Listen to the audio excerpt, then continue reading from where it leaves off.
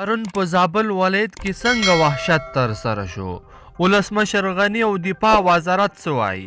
ګرانو لیدونکو السلام علیکم.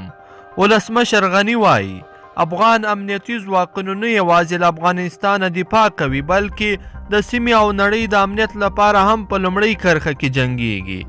افغان ولسمشر محمد اشرف غني په زابل ولایت کې پر افغان امنیتي سرتیرو د وسلوالو برید غندلی دی.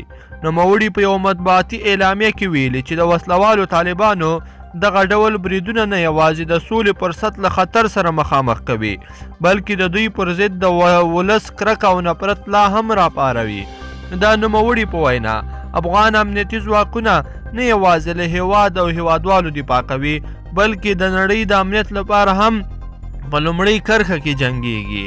د افغانستان سویل ولایت زابل کې د جمعې سهار د مارچ په 20 د افغان پولیسو او پوځ پر پوسته برید کې 40 افغان سرتیري وژل شوي وو.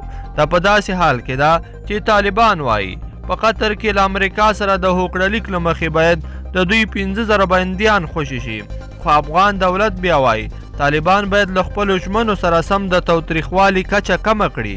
بل پلو په کابل کې د امریکا سفارت هم پر خپله ټویټر پاڼه د زابل ولایت برید غندلی دی او روانو حالاتو کې د افغان ځواکونو د ژمنتیا ستاینه کړې ده او دا یې د سولې وخت بللی دی.